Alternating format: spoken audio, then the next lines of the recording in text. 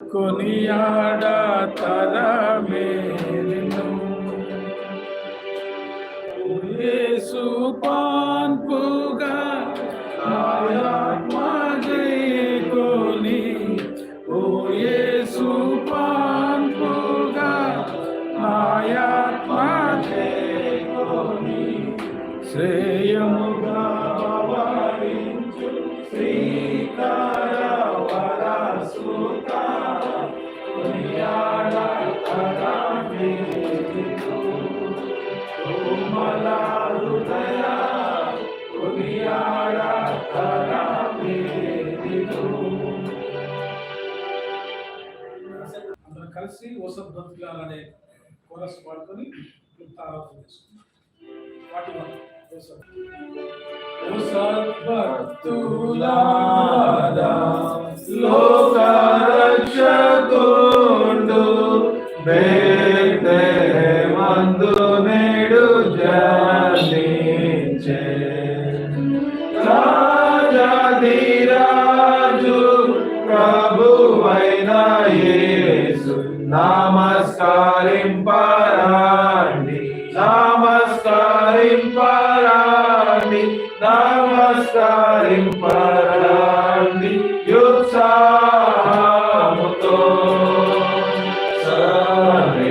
సర్వేశ్వరుడు నరరూపమెత్తి కన్యకు పుట్టి నేడు వేంచేసెను. మానవ జన్మ మెత్తిన యేసు నీకు నమస్కరించి నీకు నమస్కరించి నీకు నమస్కరించి పూజితుము. ఓ దూతలారా ఉత్సాహించి పాడి రక్షకుడైన యేసును స్తుతించుడి.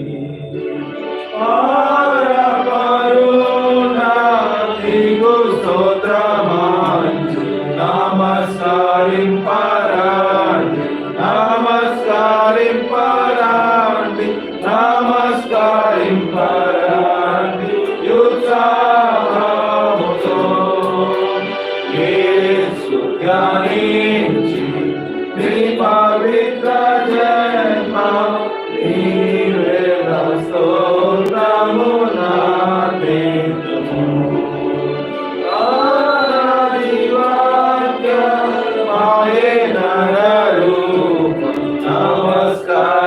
నమస్కరింపరాండి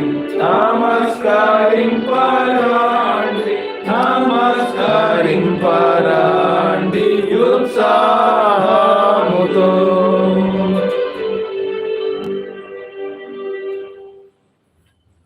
తండ్రి యొక్కయు కుమారుని యొక్కయు పరిశుద్ధాత్మ యొక్కయు నామమున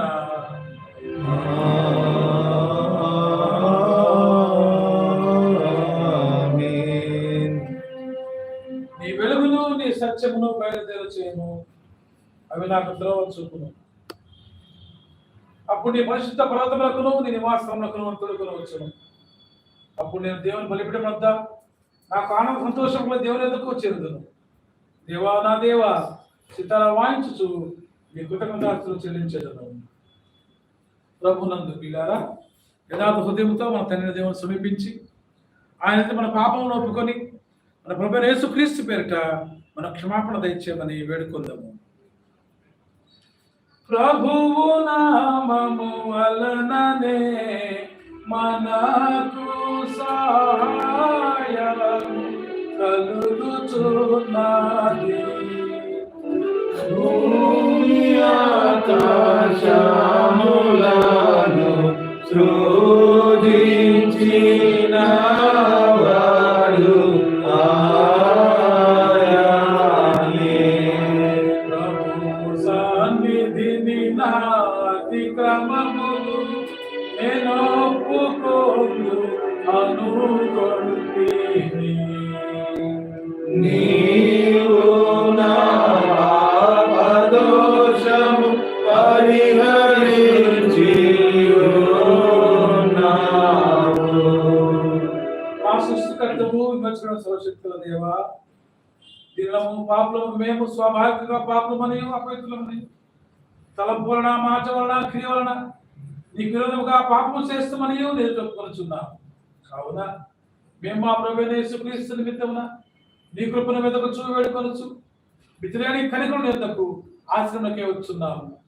మా కొరకు చనిపోటకై నీ చేతులకు అప్పగించున్నాము. మమ్మల్ని కరుణించి ఆయన నిమిత్తము మా సమస్త పాపములకు క్షమాపణ దయచేయుము.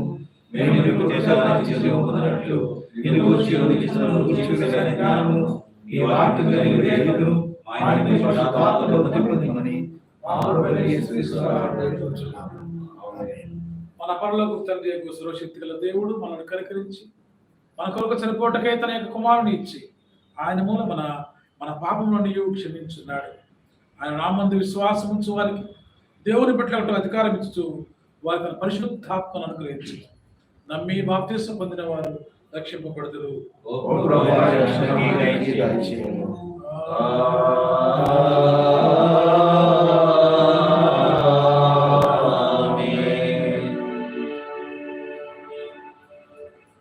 పరిశుద్ధ గ్రంథంలో నుంచి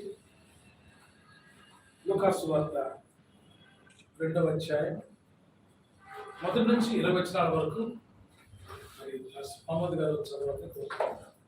లూకాసు సువార్త 2వ అధ్యాయం 1 నుంచి 20 వచనాలు. ఆ దినములలో సర్వలోకములకు ప్రజాసంఖ్య వ్రాయబడికై కైసరు ఆగుస్తు అని ఆజ్ఞాయను. అది కురేన సిరియా దేశం నుండి అధిపతి ఉన్నప్పుడు జరిగిన మొదటి ప్రజాసంఖ్య. అందరూ ఆ సంఖ్యలో వ్రాయబడ్డకు తమ తమ పట్టణంలోకి వెళ్ళిరి. యేసేపు దావీదు వంశంలోను గోత్రములను పుట్టినవాడు కనుక తనకు భారీగా ప్రదానం చేయబడిన గర్భవతి ఉండిన మరియతో కూడా ఆ సంఖ్యలో వ్రాయబడ్డకు గలిలయ నజరు నుండి యూదయ నుండి బెత్లెహేము దావీదు ఊరికి వెళ్ళారు. వారు అక్కడ ఉన్నప్పుడు ఆమె ప్రసవంలో నిండను కనుక తన తలచూలి కుమారుని కని పొత్తిగుడ్డలతో చుట్టి సత్రంలో వారికి స్థలం లేనందున ఆయన పశువుల తొట్టిలో పరుండబెట్టారు. ఆ దేశంలో కొందరు గొర్రెల కాపరులు పొలంలో నుండి రాత్రి వేళ తమ మందను కాచుకొని చుండగా ప్రభువు దూత వారికి వచ్చి నిలిచాను.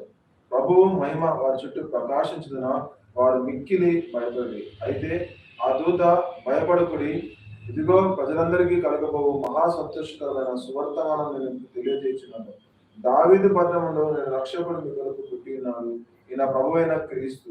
దానికి ఇదేమి కానవాళ్ళు ఒక శిశువు పొత్తిగుండలో చుట్టబడి ఒక తొట్టులో పండుగనంట మీరు చూసేదాన్ని వారితో చెప్పారు. వెంటనే పరలోక సైన్య సమూహం ఆ దూతతో కూడా ఉంది. సర్వోన్నతమైన స్థలంలో దేవునికి మహిమయు ఆయన శిష్యులైన మనుషులకు భూమి మీద సమాధానం కలుగునుగా కానీ దేవుని స్తోత్రము చేయుచున్నాను.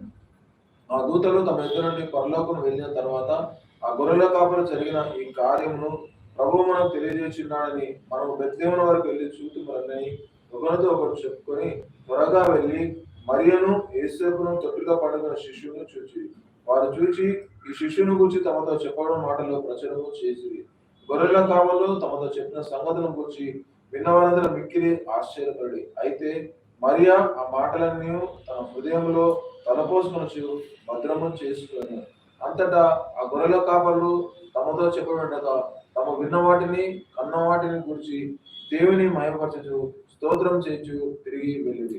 ఇంతటితో ఈ పత్రిక పాఠ్య భాగం ముగించున్నది. అందరూ కలిసి మన విశ్వాసాన్ని అనుకున్నాం. భూమి ఆకాశం సర్వశక్తిగా తండ్రి అయిన దేవుని నమ్ముతున్నాను. ఆయన ఏ కుమారుడును మన ప్రభువైన యేసుక్రీస్తును నమ్ముతున్నాను.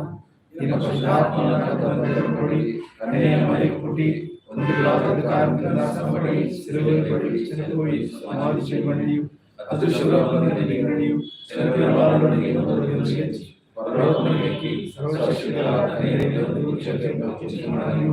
సజీవులను మృతులను తెగించేటప్పుడు పరిశుద్ధాత్మను నమ్ముతున్నాను.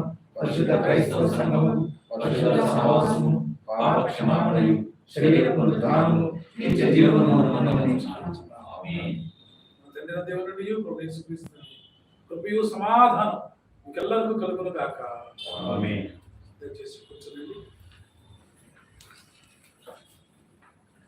సో ప్రియమైన కాపరులారా, అలాగే కాపరి పరిచయంలో ప్రారంభించిన డేవిడ్ కూడా మనతో రావడం చాలా సంతోషం. Welcome as a pastor candidate.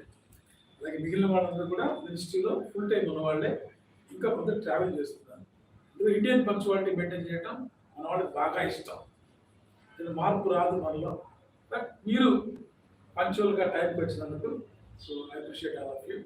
ఏదేమైనా దేవుని పని మన పనుల కోసం ఆగకూడదు అనేది ఆ మినిమం కన్సర్న్ కాపరికి ఉండాలి. సో కాపరికి ఉండాల్సిన బెస్ట్ క్వాలిటీ. సంఘం వచ్చిందాక వెయిట్ చేయకూడదు.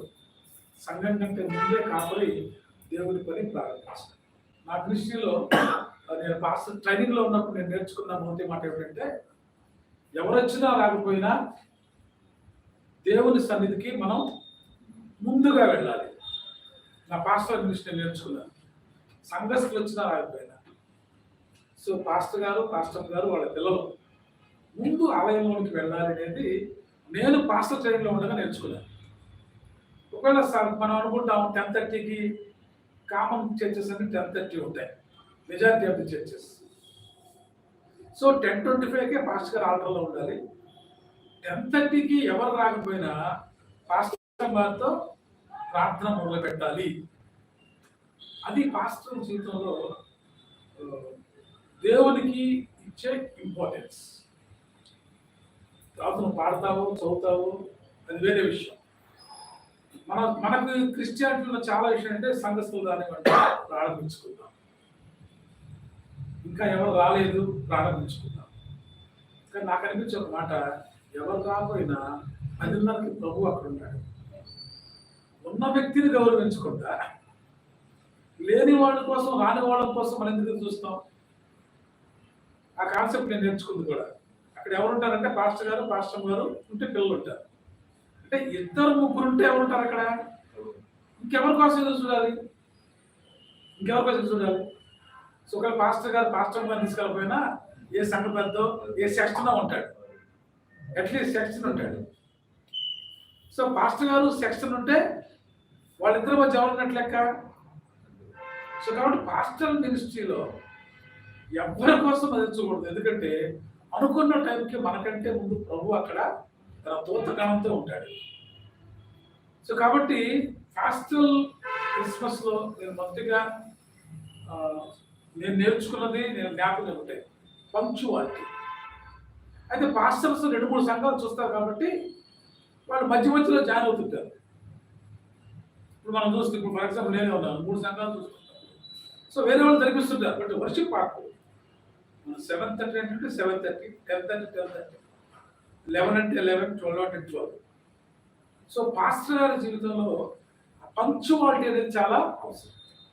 ఎందుకు అని ఆ పంక్చువాలిటీ మనం జ్ఞాపకం చేస్తే, మనుషులను రక్షించడానికి దేవుడు కూడా ఆ పంక్చువాలిటీ మెయింటైన్ చేశాడు. సో ఆయన వాగ్దానం చేశాడు, నేను వాగ్దానం చేశాను, నేను వస్తాను. సో ఆయన ఎలా వచ్చాడు అనేది మనం చూస్తే, ఇప్పుడు ఒక ఎరా స్టార్ట్ అయింది. ఆయన రాకతో ఒక ఎరా స్టార్ట్ అయింది. అది స్టార్టింగ్ ఆఫ్ ది ఎరా. అదే మనం ఎప్పుడు అనుకుంటాం కదా, క్రిస్టియన్ ఎరా ఎట్లా స్టార్ట్ అయిందంటే క్రీస్తు పుట్టుకతో స్టార్ట్ అయిందంట. అంటే క్రీస్తు పుడుతున్నాడు అనే శబ్దంతో స్టార్ట్ అయింది. అంటే అప్పటికి క్యాల్కులేషన్స్ వేసేవాళ్ళు 2000 ముందని 2000 వెనకని చెప్తుంటారు. కానీ శబ్దం ఎక్కడ మొదలైందంటే క్రీస్తు పుట్టడంతో ఒక శకం ప్రారంభం అవుతుంది. క్రీస్తు శకం ప్రారంభం అవుతుంది. అంటే ఈనాడున్న ఈ యాక్యురేట్ టైమ్ సెన్స్ కానివ్వండి, లేదా యాక్యురేట్ ఏమంటాం సోషల్ మీడియా కానివ్వండి, మినిట్ టు మినిట్ ఉన్నంత యాక్యురసీ అప్పుడు లేకపోవచ్చు. అప్పుడున్న టైం ఏంటంటే ద స్టార్. అప్పుడు ఎట్లా దాన్ని క్యాల్కులేట్ చేశారంటే, బర్త్ ఆఫ్ క్రైస్ట్, ఆకాశంలో ఒక మేలైన నక్షత్రం, ఒక కొత్తైన నక్షత్రం భూమికి దగ్గరగా రావడం, భూమికి దగ్గరగా వచ్చిన ఒక నక్షత్రం. అంటే ఆనాటి ఖగోళ శాస్త్రజ్ఞుల యొక్క విజ్ఞానం ఎలా ఉంది అంటే, ఒక మహాత్ముడు, ఒక మహోన్నతమైన కార్యం దేవుడు మానవుల మధ్య తలపెట్టినప్పుడు తాను వాళ్ళ దగ్గరకు వస్తాడు. సో అందుకే దీన్ని అడ్వెంట్ సీజన్ అన్నారు. అడ్వెంట్ అంటే దైవత్వం మనుషుల దగ్గరికి రావడం. సో కాబట్టి మనుషుల యొక్క జీవితాల్లో మార్పు చెందాలి, మార్పు రావాలనుకున్నప్పుడు దేవుడు తాను దగ్గరికి ఎలా వస్తాడు అనే దాన్ని ఒక సింబల్గా, అంటే ఇప్పుడు వచ్చిన ఆ స్టార్ దేవుడని కాదు. ఆనాటి ప్రజల యొక్క ఉద్దేశం అంటే, సో ప్రకృతి, ఆకాశ నక్షత్రాలు భూమికి దగ్గరయ్యే సమయం ఏదో ఉంటుంది. అంటే అవి దగ్గర అవుతున్నాయంటే ఈ భూమిని సృష్టించిన వాడు కూడా దగ్గరకు వస్తున్నాడు. కాబట్టి అడ్వెంట్ అనే సీజన్లో the meaning I draw near, draw me near, I draw near రెండు ఉంటాయి. Draw me near, I draw near మనం పాడుకుంటాం కదా, డ్రా మీ నియర్, డ్రా మీ నియర్ అంటే దగ్గరగా రావడం. ఎక్కడో దూరంగా ఉండే ఆకాశ నక్షత్రం మన దగ్గరకు వచ్చింది, ఎందుకు వచ్చింది అని ఆనాటి ఖగోళ శాస్త్రజ్ఞులు పరిశీలించడం ప్రారంభించారు. ఇప్పుడు కూడా మనం గమనించండి, ఆకాశంలో ఉన్న ఉల్కలు రాలిపోగానే ఎవరో గొప్పలు చచ్చిపోయారా అని చెప్తున్నారు పెద్దలు. పారంపర్యాలు కొన్ని ఉంటాయి మనకి ఇప్పుడు ఎవరు చచ్చిపోయినా సరే తారాజువులు ఎగరేస్తారు కదా, తారాజువులు సుసుమలు ఎగరేస్తారు ఎవరు చచ్చిపోయారు. ఈ మధ్య కొంతమంది పుట్టినా కూడా ఎగరేస్తారు, అది వేరే విషయం. అంటే ఆకాశంలో ఉల్కలు రాలిపోయినప్పుడు మహానుభావులు, మహాత్ములు ఎవరో జీవితాన్ని ముగించారు అనే ఒక సంప్రదాయం. ఆకాశంలో ఓ గొప్ప నక్షత్రం భూమికి చెరువుగా కనపడినప్పుడు ఎవరో గొప్పవాళ్ళు జన్మించారు అనే ఒక సంప్రదాయం. ఇది అనాదిగా ప్రాపంచిక భౌగోళిక శాస్త్రంలో మిళితమైంది. కాబట్టి యేసు జన్మించిన ఆ కాలంలో కూడా ఒక నక్షత్రం భూమికి చెరువుగా వచ్చినప్పుడు సో స్టార్స్ ని బాగా పరిశీలించేవారు. సో మన భాషలో చెప్పాలంటే గ్రహాలని బాగా పరిశీలించేవాళ్ళు మన దేశస్తులు కూడా. కానీ మన గ్రహాలని పరిశీలించే ఈ గ్రహాలన్నీ కూడా మనవి కాదు, టోటల్ ఫ్రమ్ గ్రీక్ ఫిలాసఫీ.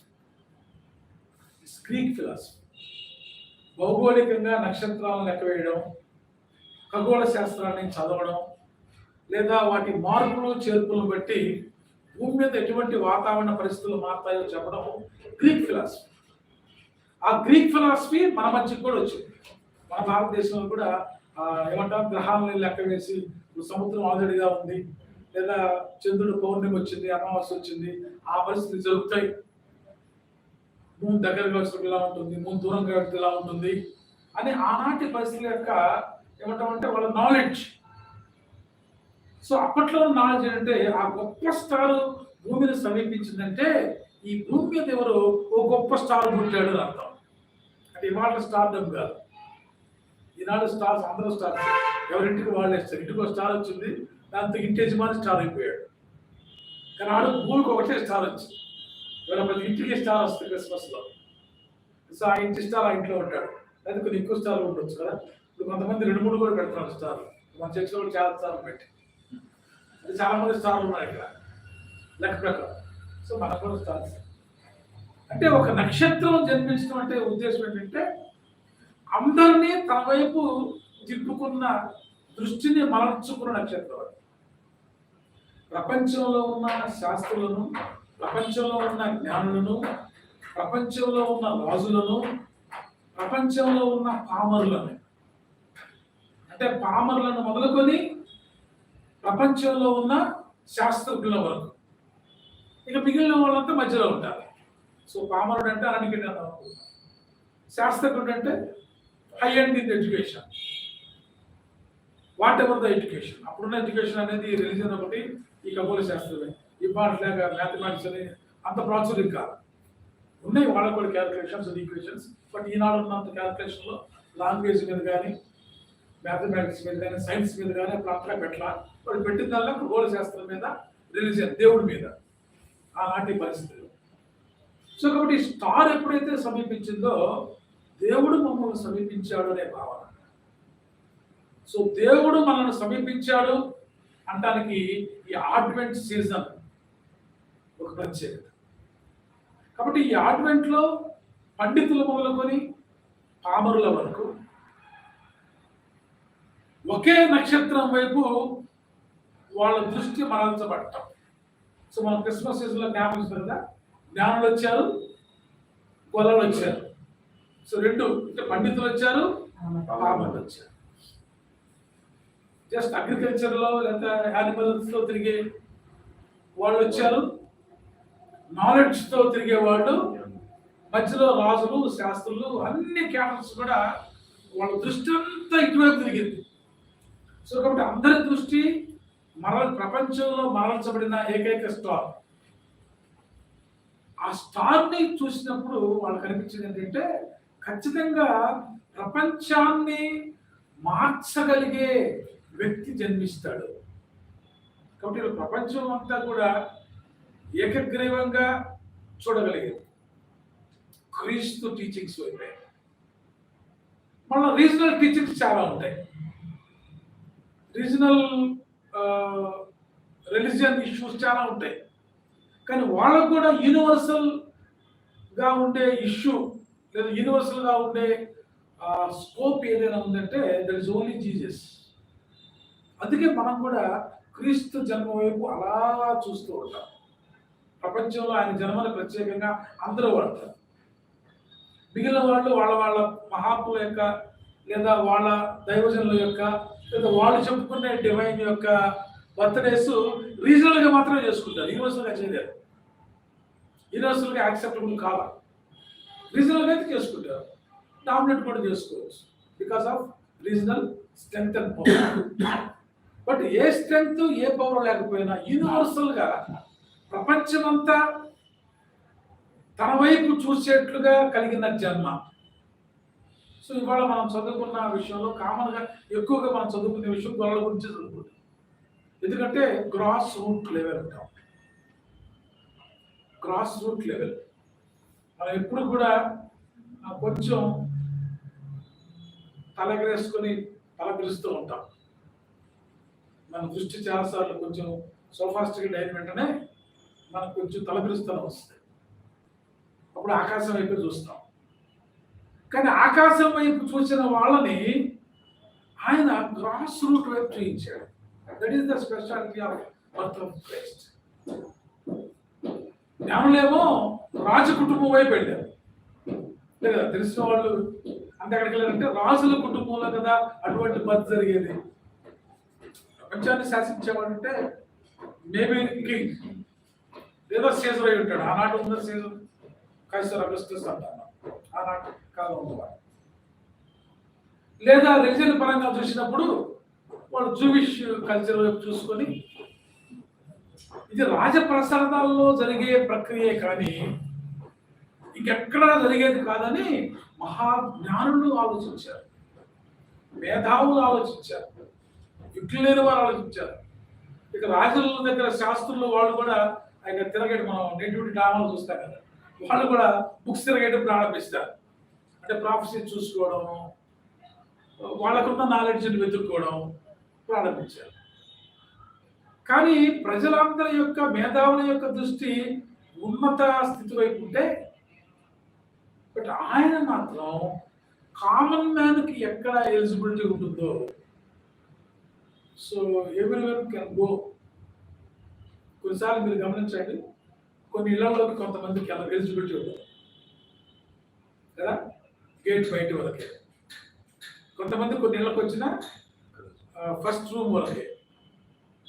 వాళ్ళు ఎంత ఆప్తులైన కావచ్చు, బంధువులు కావచ్చు, ఎంత హై క్యాడర్ వాళ్ళైనా కావచ్చు, బెడ్రూమ్ దాకా ఎంట్రీ ఉండదు, హాల్లో కూడా కొంతమందికి ఎంట్రీ ఉండదు. కాబట్టి ప్రతి ఇంట్లో కూడా ప్రతి స్టేటస్ ఉంటుంది. బట్ కామన్గా ఎవ్రీ మ్యాన్ కెన్ అప్రోచ్. ఎక్కడ అంటే మెజర్ పశువుల పాక, అంటే పశువుల పాకలోకి ఎవరైనా వెళ్ళొచ్చు. ఆల్రెడీ పశువులు ఉండే ప్లేస్ అది. సో అక్కడికి ఏ మనిషి అయినా వెళ్ళొచ్చు. మనకున్న ఏమంటారు క్లాసిఫికేషన్ కానివ్వండి, కాస్ట్ డివిజన్ కానివ్వండి, చాలా డివిజన్స్ ఉంటాయి. మనకి ఒక ప్రాంతంలో ఒక డివిజన్ ఉంటుంది. రేసిజం ఒక చోటు ఉంటుంది, కాస్టిజం ఒక చోటు ఉంటుంది, ఎడ్యుకేషనల్ క్లాసిఫికేషన్ ఒక చోటు ఉంటుంది, లేదా పూర్ అండ్ రిచ్ అనే డివిజన్స్ ఒక చోటు ఉంటాయి. ప్రపంచంలో ఎన్ని ఉంటాయి. వీళ్ళందరూ కూడా అప్రోచ్ చేయగలిగే ఏకైక ప్లేస్. ఎవరైనా can move. At the same time ప్రకృతిలో ఉన్న జంతువులు, వృక్షాలు, సో ప్రకృతితో కూడా కలిసి ఉన్న స్థలం.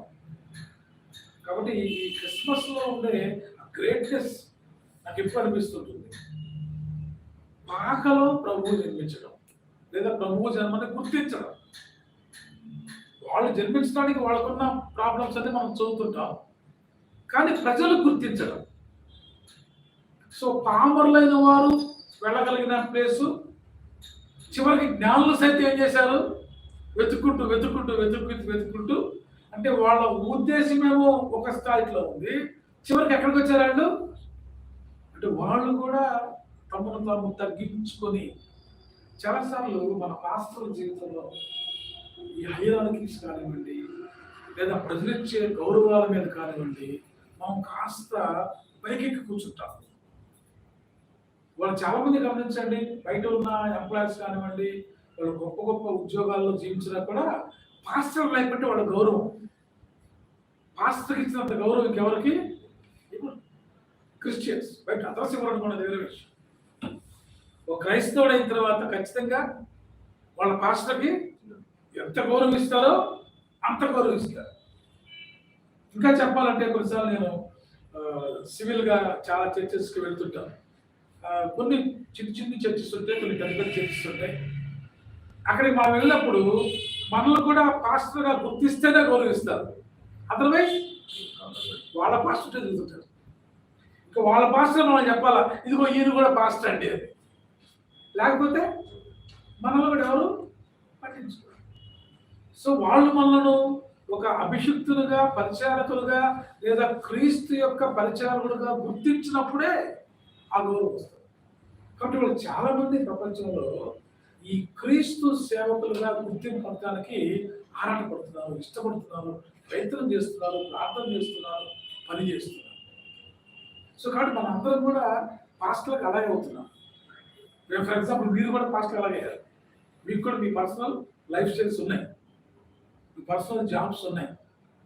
దాంట్లోంచి మీరు పాస్టర్లో అవ్వాల్సిన ఆ పిలుపుకు మీరు లోబట్టం అంటే నాట్ ఓన్లీ ఫర్ రెస్పెక్ట్, మీరు కూడా మీ ఉద్యోగ స్థాయి నుంచి దిగారు కిందకి. అంటే పాస్టర్ అంటే గొప్పవాడని నేను చెప్పట్లేదు. పాస్టర్ అంటే కూడా గ్రాస్ రూట్ వైపు దిగాల్సిన వాడు.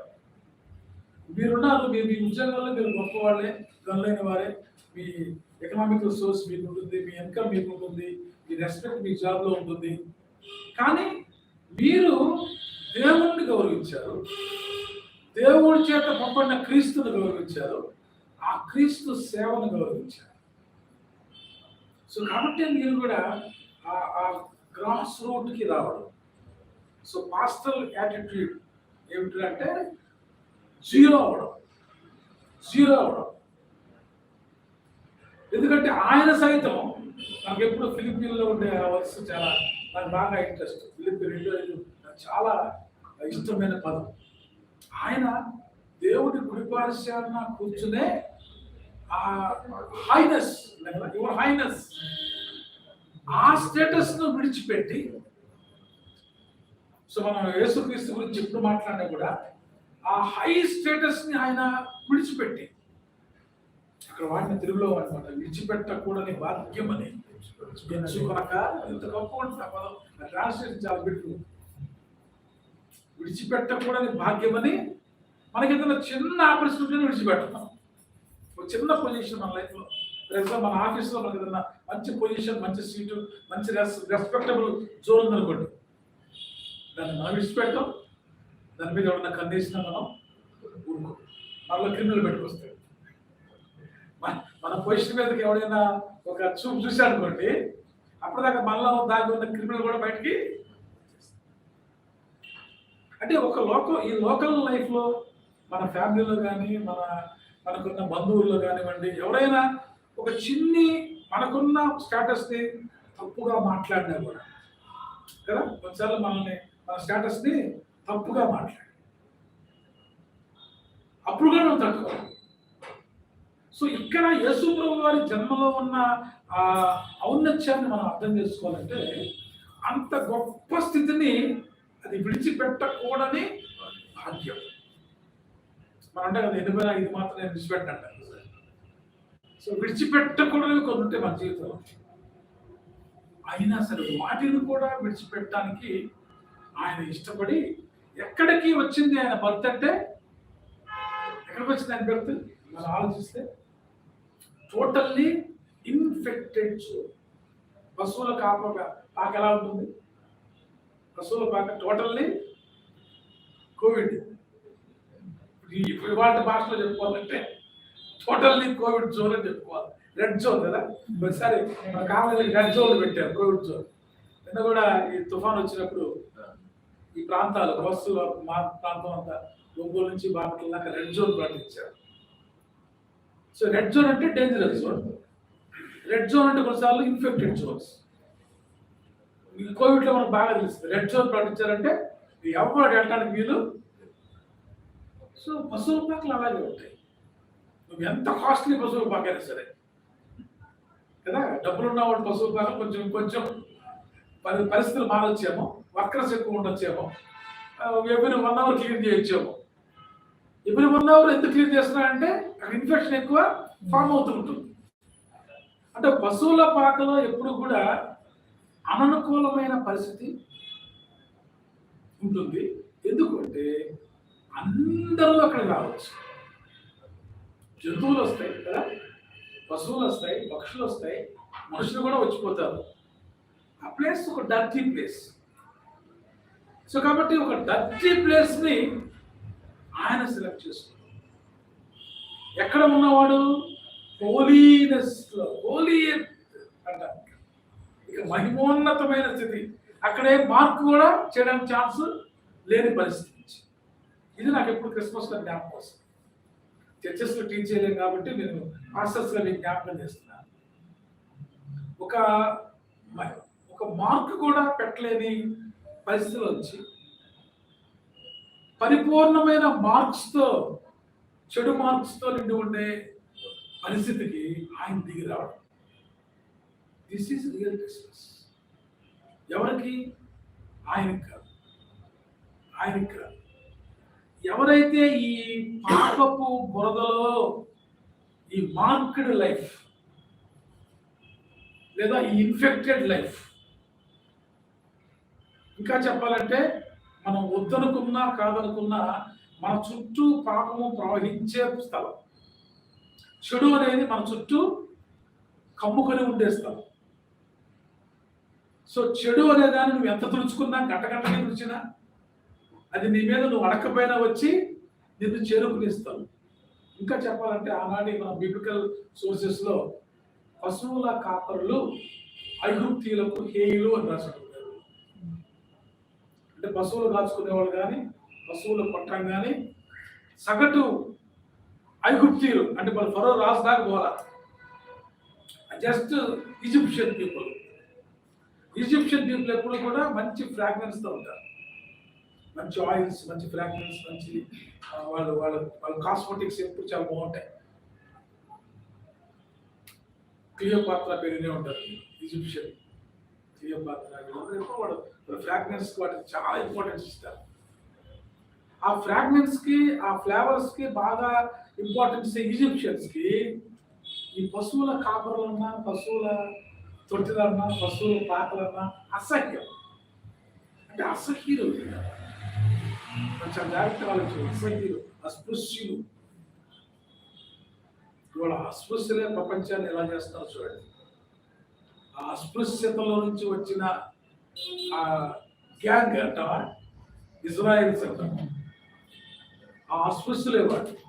చివరికి ఫరో జోసెఫ్ని ఎంతగా ప్రేమించాడో, జోసెఫ్ ఆ ఇంటి వాళ్ళని తెలిసిన తర్వాత జోసెఫ్ అంటాడు, జోసెఫ్ మీ పేరెంట్స్ వస్తున్నారు ఓకే, బట్ వాళ్ళ సిటీలో రాని, వాళ్ళని అక్కడ పచ్చటి పొలాలు ఉన్నాయి అక్కడే ఆగిపోయాం. సిటీ బయట ఉన్న ఆ ఊరేదో ఉంది, కాస్త గ్రీన్ ప్యాచెస్ ఉన్నాయి, వాళ్ళంతా పశువులు కాపర్లు కదా, నిన్ను బట్టి నేను వాళ్ళని ఆ మంచి ప్లేస్ ఇస్తాను, ఆ ప్లేస్ ఇచ్చినందుకు మా పశువులను కూడా గాయపడం. ఇది ఫరో జోసెఫ్ ఇచ్చిన చిన్ని అవకాశం. కానీ మీ పీపుల్ మాత్రం నిన్ను ఓకే, నువ్వు ఓకే, బట్ వాళ్ళని మాత్రం ఈ సిటీలోకి రానీకు, వాళ్ళు అక్కడే ఉంచు. అంటే కొన్నిసార్లు ఆ పశువుల కాపరుల యొక్క జీవితాలు 10 మందిలో తిరగడానికి అవకాశం లేని. సో ఇవాళ ఈ క్రిస్మస్ లో తోతలు పశువుల కాపర్లతో మాట్లాడడం అంటే క్లియర్ ఉంది కదా. గొల్లలు అంటాం అంటే షెపర్డ్స్. షెపర్డ్స్ అంటే గొర్రెల కాపర్ల పదం ట్రాన్స్లేట్ అయ్యింది. ఇవాళ ఫాస్టర్స్ ఉన్న పదం కూడా అదే, షెపర్డింగ్. ఫాస్టర్స్ అంటే ఎవరు ఈ భాష చెప్పాలంటే కొంచెం ఫ్యాషన్ గా మాట్లాడితే కౌబాయ్. కౌబాయ్ అంటే ఆవులు కాసేవాడు అంతే కదా, గోవులు కాసేవాడు, గోపాలుడు అన్నట్టుగా కౌబాయ్. కౌబాయ్ అనగా నా పదం చాలా ఏదో మనకేదో జేమ్స్ బాండ్ సినిమాలో కొడుతుంది కౌబాయ్ అనగా. బట్ కౌబాయ్ అంటే ఆవులు కాసుకునేవాడు, పశువులు కాసేవాడు అర్థం. ఆ స్టాండర్డ్స్ నుంచి వాళ్ళ షెపర్డ్ పాస్టర్ అంటే ఎంత రెస్పెక్టబుల్ వచ్చిందో చూడండి. పశువులు కాచుకునే వాళ్ళు అసఖ్యులు ఒకప్పుడు, కానీ ఈవేళ ఈ క్రీస్తు జననంతో క్రీస్తు పశువుల పాకలో పుట్టడం వల్ల ఆ పశువుల పాకలోకి పశువులు కాచుకునే వాళ్ళని పిలిచి, అలాగే ప్రపంచం యొక్క జ్ఞానాన్ని చూసే వాళ్ళని పిలిచి, అంటే వీళ్ళిద్దరి మధ్య ఉన్న వారందరినీ కామన్ గా చేసి ఆ పశువుల పాకని అంటే ఏమిటి అస్పృశ్యతా స్థలాన్ని ఇవాళ పవిత్ర స్థలంగా పిలుస్తున్నారు. హోలీ ల్యాండ్. బెత్లెహేమ్ ఇవాళ ఏంటి? హోలీ. ఒకప్పుడు అది డర్టీ ప్లేస్. పశువుల పాక, పశువులు కొట్టాం. ఇంకా చెప్పండి మన భాషలో చెప్పాలంటే పశువులు కొట్టాం. నాకు వెళ్తే వాసన మన వాళ్ళు వెళ్తే ముక్కు మూసుకోవాలి. మీరు వెళ్ళండి ఇప్పటికే పశువులు అసలు ఎంట్రన్స్ మీద కొంచెం దగ్గరికి వెళ్ళగానే ముందు చెయ్యి ఆటోమేటిక్గా. అంటే సగటు మానవుడు వాసన చూడడానికి, కళతో చూడడానికి, లేదా నిలబడటానికి, నిలకడగా ఉండడానికి కూడా ఒక పనికిరాని స్థలాన్ని అతి పవిత్రమైన స్థలంగా మార్చింది క్రీస్తు జన్మ. సో ప్రపంచంలో ఈ డేట్స్ ఏమైనా పోనివ్వండి, క్యాలెండర్ లాగైనా ఉండవండి, బట్ క్రీస్తు పుట్టింది మాత్రం చారిత్రాత్మక సత్యం. ఇక డేట్ చెప్పడానికి మీరు ఎన్ని తెప్పలైనా పడండి, కానీ ఒకటి మాత్రం లేదు, ఆయన ఆ పశువుల పాకలో జన్మించింది మాత్రం సత్యం. ఆ పశువులు తిరిగే పరిస్థితిలోనికి పండితులను పామరులను కలిపింది సత్యం. పవిత్రులను అపవిత్రులను కలిపింది సత్యం. ఆ అపవిత్రతలోంచి ప్రతి ఒక్కరిని పవిత్రులుగా చేయడానికి తాను ప్రాణం ఇచ్చింది సత్యం. ఇదే క్రిస్మస్ యొక్క నిజమైన ఆలోచన. ఎందుకంటే వాళ్ళకున్న ఆనవాళ్ళు ఉంది కదా, దానికి ఇదే మీకు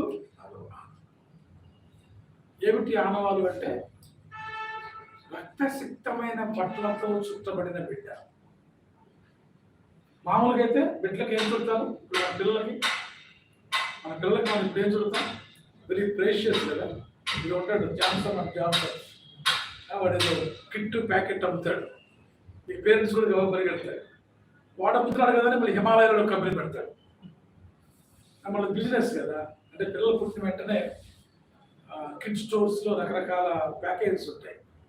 అంటే ప్రేషియస్గా వచ్చిన బిడ్డకి ద ప్రేషియస్ ఇవ్వడం, ఆయిల్స్ కానివ్వండి, మసాజ్ ఆయిల్స్ కానివ్వండి, వాడే క్లాత్ కానివ్వండి. మనం కూడా చాలా పిల్లలు మన పుట్టుకోకు, నీ చేతితో పుట్టుకోకు, రఫ్ హ్యాండ్స్ కదా, మన రఫ్ హ్యాండ్స్తో పిల్లలు ముట్టుకోవడానికి కూడా పేరెంట్స్ ఇష్టపడరు. అంత ప్రేషియస్గా ఉంటారు.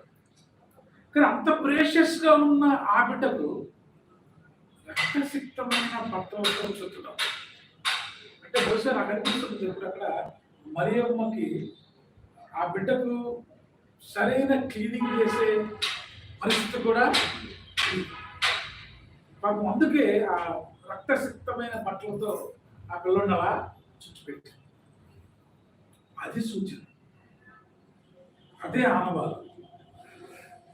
అంటే మానవాళి కోసం, ప్రకృతి కోసం, పశువుల కోసం, ఈ సృష్టిలో చెడిపోతున్న ప్రతిదాన్ని బాగు చేయడం కోసం దేవుడు మనుషుల దగ్గరికి దిగి వచ్చి, దగ్గరగా వచ్చాడంటే సో ప్రతి ఒక్కడు అప్రోచ్ అవ్వగలిగే ప్లేస్లోనికి వచ్చి అస్పృశ్యతతో నిండి ఉన్న ఆ స్థలంలో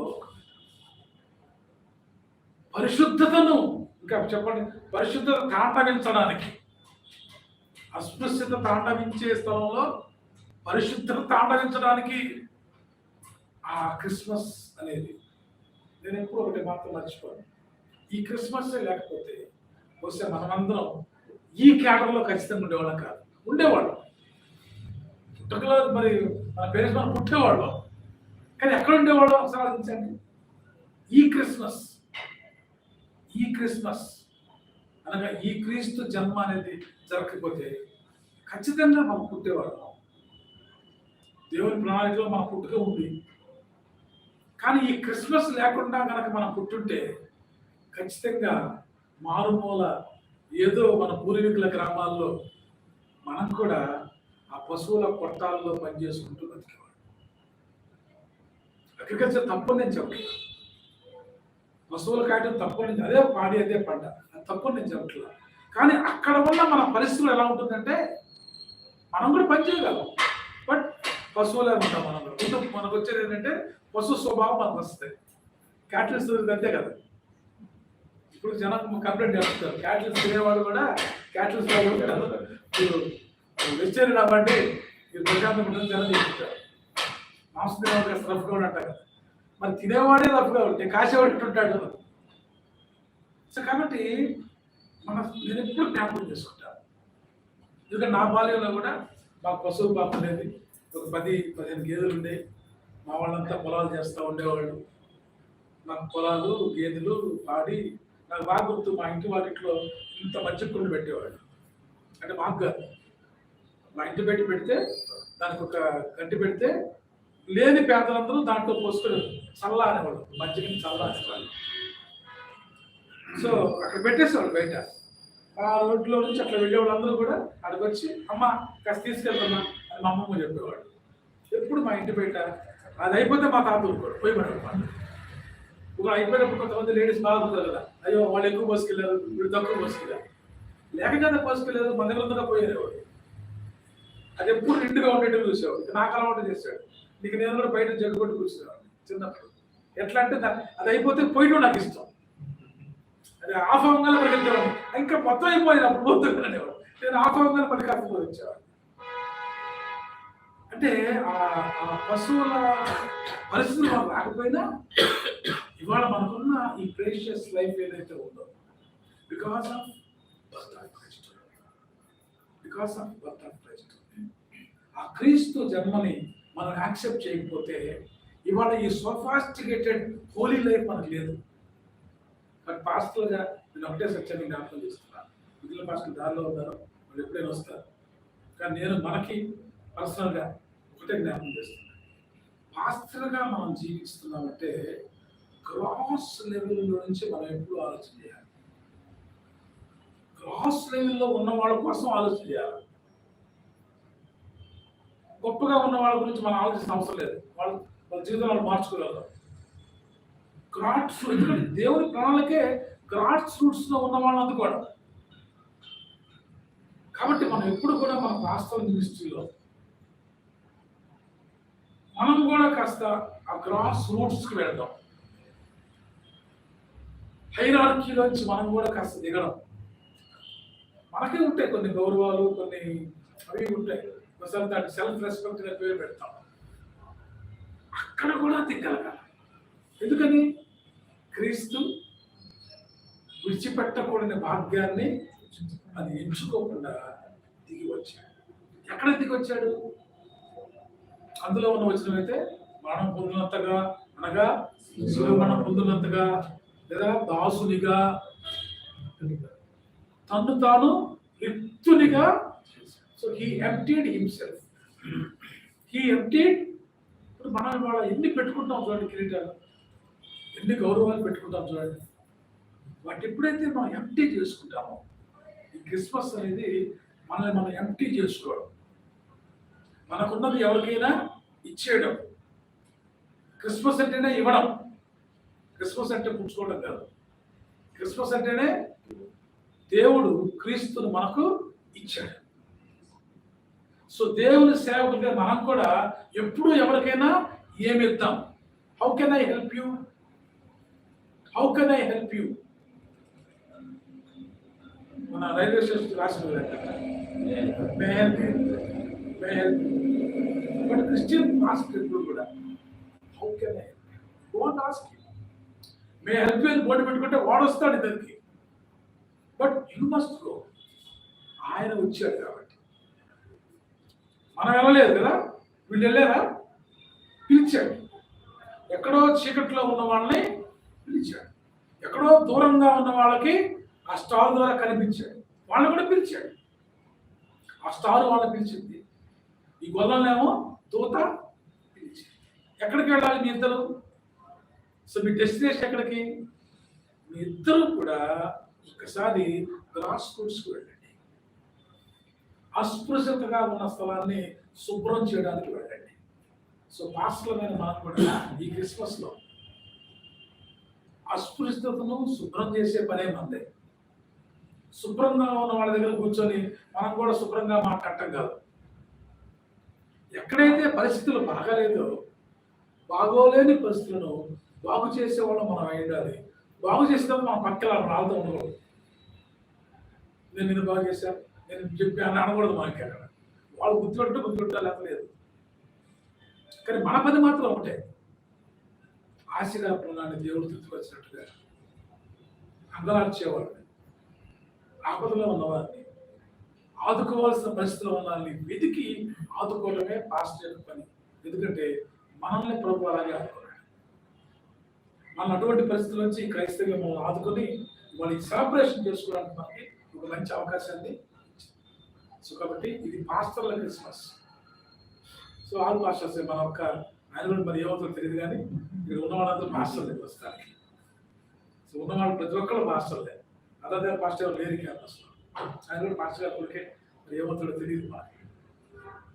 మా పాస్టర్ గారు కొడుకే కాబట్టి పాస్టర్లకి ఒక ఈ ఆలోచన జ్ఞాపకం చేస్తుంది. మనం ఎప్పుడు కూడా మనకున్న ఏ స్టేటస్ కూడా గొప్పగా భావించామా అక్కడే పడిపోతాం. వాటిని పక్కన పడేయడానికి మనం ఎప్పుడు ఇష్టపడాలి. ఎందుకు? లేకపోతే మనం ఆ క్రాస్ రోడ్కి వెళ్ళలేము. వెళితే అక్కడ మనం చాలా బాగు చేయొచ్చు. యేసు ప్రభు వారు రావడం వల్ల మీకు ఒకటే సింబల్, దానికి ఇదే ఆనవాలని ఇది చెప్పుకుంటే నేను ఎప్పుడే అంటాను, దానికి ఇదే ఆనవాలి. ఒకనాడు అపవిత్ర స్థలంగా ఉన్న ఆ బెత్లెహేము కాక వాళ్ళ ప్రపంచానికి పవిత్ర స్థలంగా ఇన్విటేషన్ ఇస్తుంది. రండి హోలీ ల్యాండ్ టూర్ కదా, హోలీ ల్యాండ్ టూర్ రండి అనిపిస్తుంది. ఇవాళ అక్కడికి వెళ్తే అంత క్లీన్ కూడా తెలుసు. ఇప్పుడు వెరీ క్లీన్. పశువులు లేవు ఇప్పుడు అక్కడ, మనుషులకి ఎక్కిరిసిపోయారు. అందుకే కోవిడ్ వస్తేనే అక్కడ రాపుతారు. ఎందుకంటే ఓవరాల్గా ఆ బెత్లెహేము ఇందులో సగం ఈ రూమ్లో సగం ఉంటుంది. పశువుల పాక రూమ్ అక్కడికి వెళ్తే ఎట్లా పెడతారు. ఇదే మెయింటెనెన్స్ చూపిస్తుంటారు. ఇంతే ఉంటుంది మెయింటెనెన్స్. అక్కడ రియాలిటీ అక్కడ మెయింటెన్ ఉండదే కదా. ఈ హాఫ్ రూమ్లోకి మనం వెళ్ళడానికి కనీసం 4 hours పడుతుంది. ఈ రూమ్లో బయట లైన్లు ఉంటాయి. క్రౌడ్ ఆఫ్ పీపుల్ అంటే ప్రపంచంలో ఉన్న మనుషులందరూ కూడా ఇవాళ ప్రతి పవిత్ర స్థలాన్ని దర్శిస్తున్నారు. కాన్వెంట్ ఆయన జన్మించారు. సో మురికి స్థలంలో ఆయన జన్మించి దాన్ని పవిత్ర స్థలంగా మార్చాడు. సో కాబట్టి ఈ క్రిస్మస్లో ఒకవేళ మన హృదయంలో కూడా ఏదైనా మురికి స్థలం ఉంటే ఆ స్థలంలో ఆయన జన్మించడానికి ఎంత ప్లేస్ మనం ఇస్తే మన హృదయం కూడా పవిత్ర హృదయంగా మారిపోతుంది. Sacred heart. If you want to give place in your heart became a sacred place for Christ. So మామూలుగా హార్ట్ ఏముంటుంది?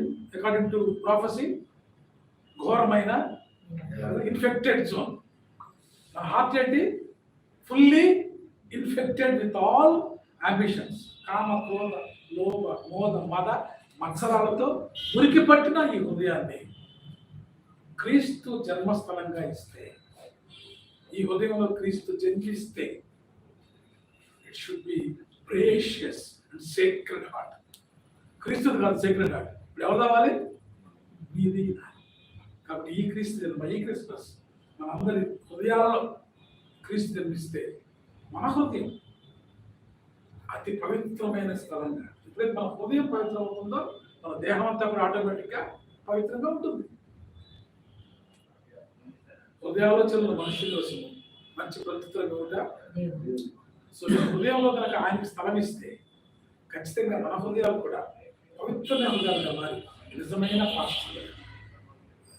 సో చాలా మంది పాస్టర్లు ఇవాళ వాళ్ళ యాటిట్యూడ్ ఎట్లుంటే మనం చూస్తున్నాం. కానీ మనం మాత్రం ఎస్పెషల్ ఈ క్రిస్మస్ సెలబ్రేట్ చేసుకున్న మనం మాత్రం పవిత్రమైన పాస్టర్లుగా, హృదయ శుద్ధి గల పాస్టర్లుగా పరిచయం చేయడానికి ఆ పరిశుద్ధాత్మను దీవించిన కాక సమస్తంగా సమాధానం క్రీస్తు హృదయ తరపులకు కావడం కాక.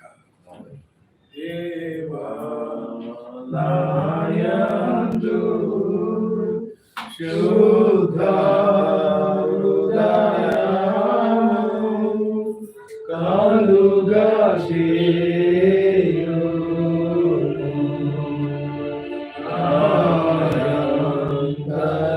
అంతరంగములో స్థిరమైన మనసును తరముగా పుట్టించుము. ఈ సన్నిధానములో నుండి నన్ను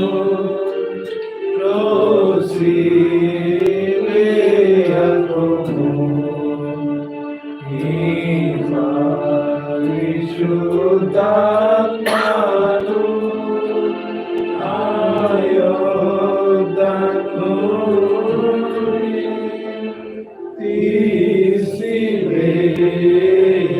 తీసివేయకుము.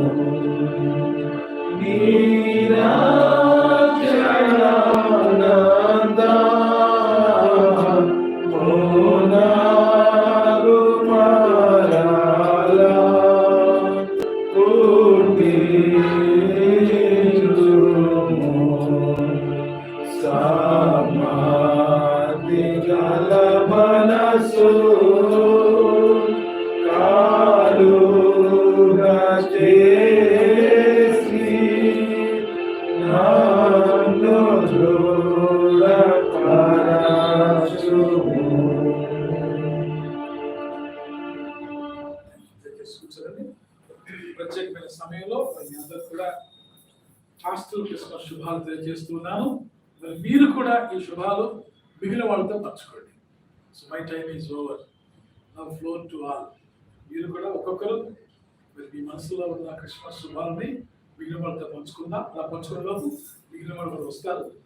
ఆ తర్వాత మనం క్లోజింగ్ ప్రేయర్ చేసుకుందాం. ఈ విధంగా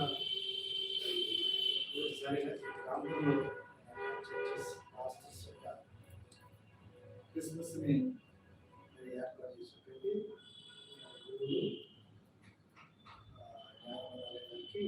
తెలియజేస్తున్నాను. దీన్ని ఏర్పాటు చేయడానికి కారణం మరి ముందుగా వారు దాని ముందు నడిపించినారు.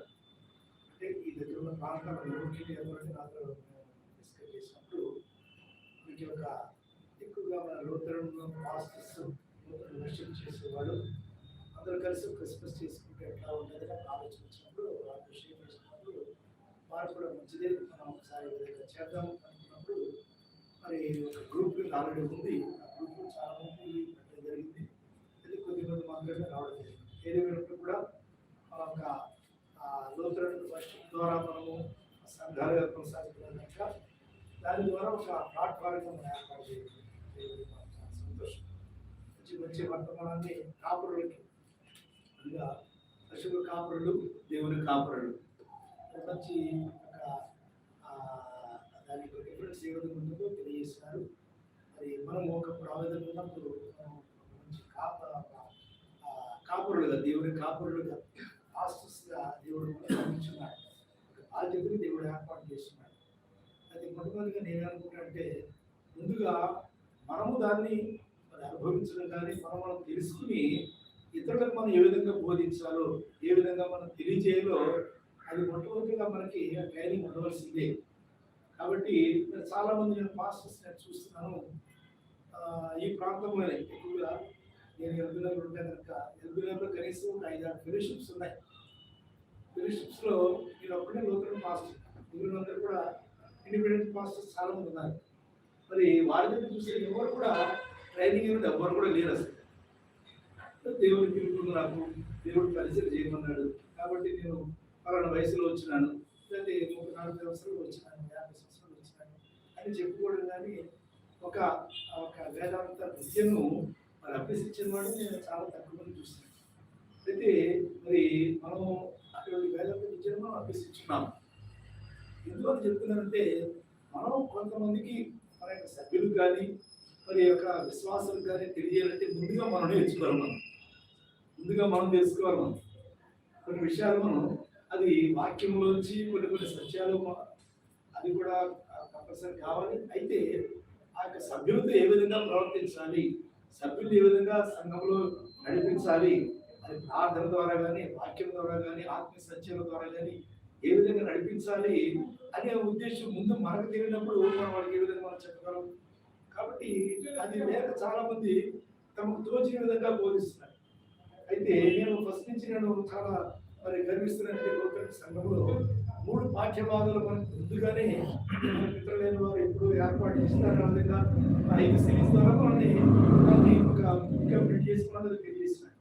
చాలా మంది దాన్ని కూడా తప్పడుతుంటారు.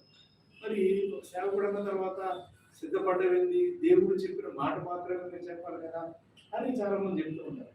కానీ అందులో నేను మరి దాన్ని నేను అగ్రి కాదు. ఎందువల్లంటే ఒక పాఠ్య భాగము దేవుడు ఏర్పాటు చేసినట్టే అందులో ప్రాముఖ్యంగా 3 పాఠ్య భాగాలు ఉంటాయి. పాత నిబంధన, పత్రిక పాఠ్యము, స్వార్థ పాఠ్య భాగం. మరి అది నిజంగా మనం ధ్యానం చేసినట్లయితే కాపరులు చాలా కష్టం.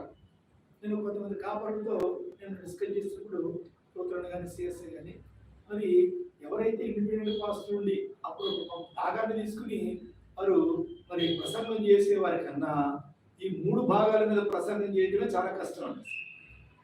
ఎందుకంటే 3 అన్వయించుకుని చెప్పాలి. ఒక్కొక్కసారి నాకు నేను 2-3 ముందే నేను చూస్తూ ఉంటాను. చూసినప్పుడు ఒక్కొక్కసారి నాకే ఎట్లా దీన్ని అన్వయించుకోవాలని ఒకసారి అనిపిస్తూ ఉంటుంది నాకు. కానీ లోతుగా మనం ధ్యానం చేసినప్పుడు మనం నిజంగా దాన్ని ఆ వాక్యం చూసినప్పుడు దేవుడు తప్పనిసరిగా ఆ సత్యాన్ని బయలుపరుస్తూ ఉంటాడు. ఒకదానికి పాత నిబంధన గ్రంథంలో ఉన్నది, నూతన నిబంధనలో ఉన్నది కూడా ఆ విధంగా మనకి అందులో మనకి అన్వయం చేసినప్పుడు తప్పనిసరిగా ఒక అంశం మనకు బయటకు వస్తుంది. అది మనం చేయగలుగుతున్నాం కానీ చాలా కష్టతరంగా మనం చేస్తాం. ఏదైనప్పుడు కూడా ఈ నూతన సంఘంలో నూతన సేవకులుగా పరిచారకులుగా మనందరూ కూడా ఒక ముఖ్యమైన మరి భాగస్వాములుగా మనం ఉన్నాం. అయితే నేను భాగం మీకు చదువుతలేను. అంటే మనము మరి తెలుసుకుని వాళ్ళకి ఏ విధంగా బోధించాలి, ఏ విధంగా వాటిని మరి నడిపించాలంటే 34వ కీర్తన అందులో 8వ వచనం ఒక వచనం నేను చదువుతాను. 34వ కీర్తన 8వ వచనం. యెహోవా ఉత్తముడని రుచి చూచి తెలుసుకొనడి. యెహోవా ఉత్తముడని రుచి చూచి తెలుసుకొనడి. అంటే రుచి అంటే టేస్ట్. మనం ఒక స్వీట్ ఉంది, గులాబ్ జామున్ అనుకోండి, ఎవరైనా పక్కవాడు చెప్తారు బాగుందంటే సరే బాగుంది అనుకుంటా, కానీ మనం రుచి చూసినప్పుడు తెలిస్తే ఎంత బాగుందో. మనం హైదరాబాద్ భాషలో బిర్యానీ అంటున్నాం. మటన్ బిర్యానీ టేస్ట్ వేరు ఉంటుంది, చికెన్ బిర్యానీ టేస్ట్ వేరు ఉంటుంది. అని నేను తిన్నాను మంచిగా ఉందంటే మనం తింటేనే తెలిసింది.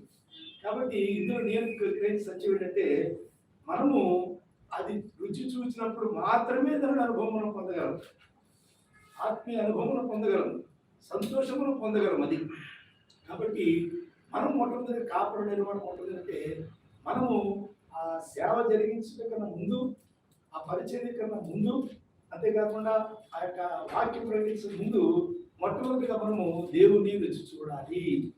ఏ విధంగా రుచి అంటే పర్సనల్ రిలేషన్ ద్వారా. అది ప్రార్థన ద్వారా కావచ్చు. మొట్టమొదటిగా ప్రారంభం ప్రార్థన ద్వారా. ఎప్పుడు మనకు రిలేషన్షిప్ గాడితో ఉంటుందంటే ప్రార్థన. ప్రార్థన అంటే తెలుసు కదా, అంటే మనకి దేవునితో సంభాషించేది ప్రార్థన.